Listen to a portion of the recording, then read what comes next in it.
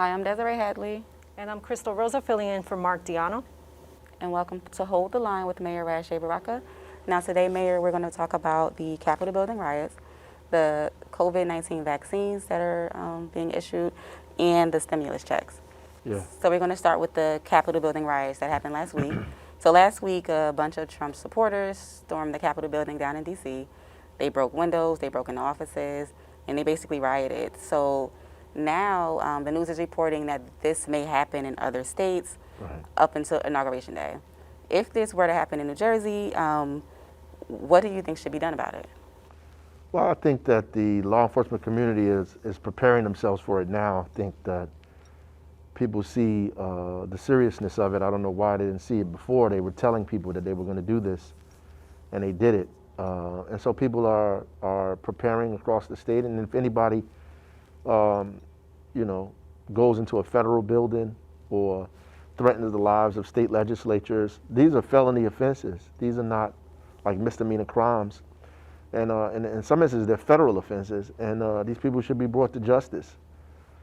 I mean, any other rally or protest, I mean, the police, even in Newark, I mean, if after a rally or protest, maybe 2 or 3 weeks later, the police may arrest somebody for something that they saw them do that day.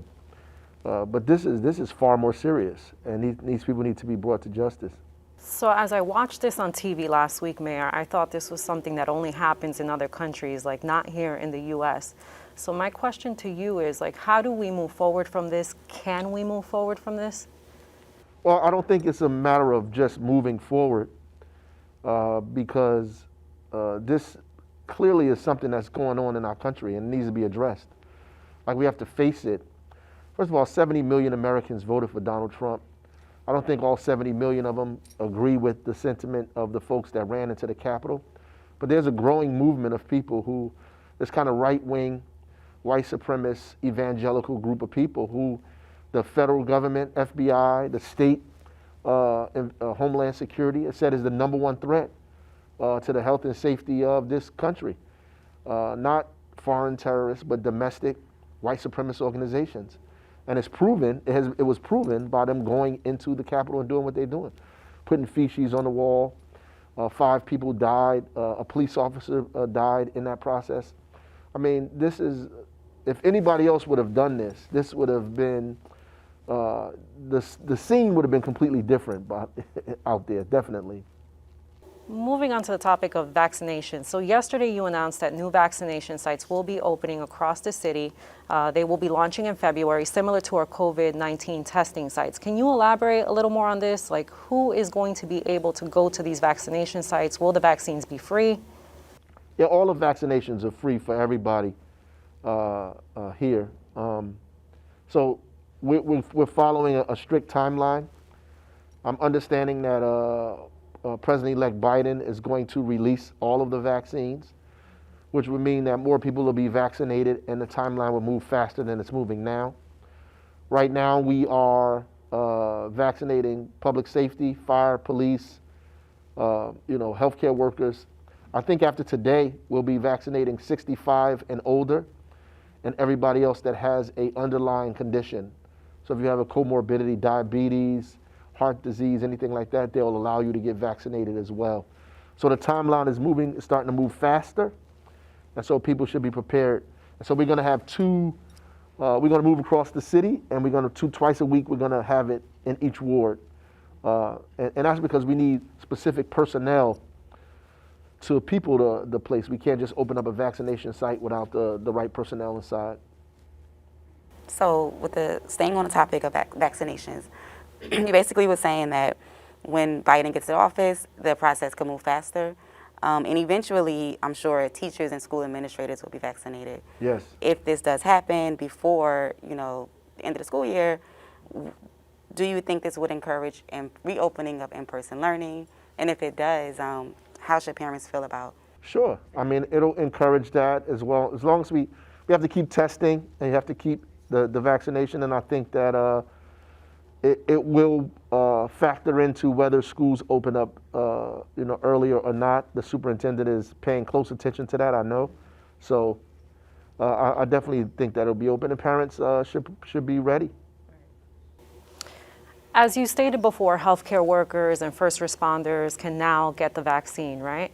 What are you seeing? Are you seeing that first responders are lining up to get the vaccine, or are the majority of people like still unsure about whether or not they should get the vaccine?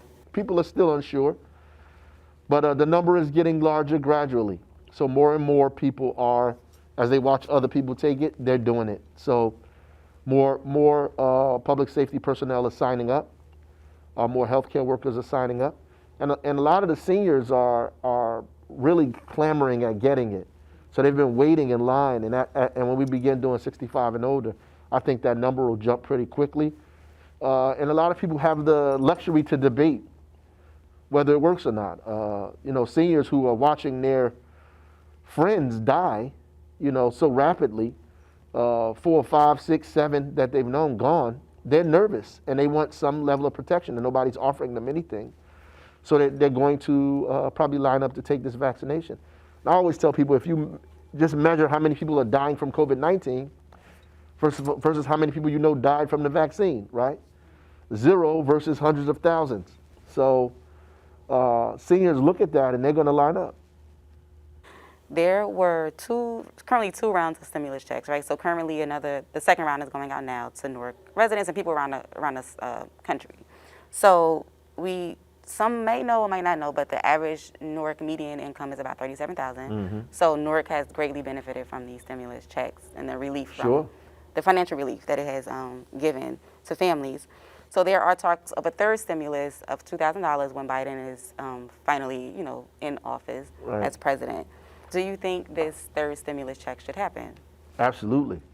First of all, I believe that people should have a guaranteed income anyway. So that's beyond the stimulus checks. I believe that families should get a guaranteed amount of resources that allows them to at least buy food, milk, and bread and take care of their families and pay the rent and all this other kind of stuff so they won't be homeless. And so I think that money should happen in perpetuity. So I agree. And now we're not out of this. So it's still, some jobs have still not opened, right? There's still some things that still need to be done, and people need the resources today. For those people who want more information on that second round stimulus payment, they can go to irs.gov and click on the Get My Payment tool, which is available in both English and Spanish, and that's the way that you can track your payment. All right, Mayor, so we have time for one more question. On January 20th, Joe Biden and Kamala Harris will be inaugurated into office. And with this switch of political power, how do you think that will benefit Newark and New Jersey in general? Well, I think any shift from where we were going is a good shift.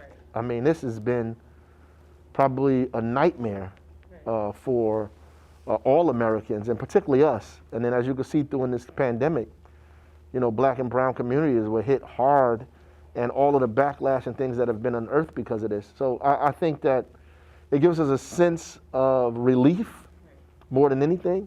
I still think we have to organize and push and get these people to do what it is that we need them to do and be engaged and vigilant.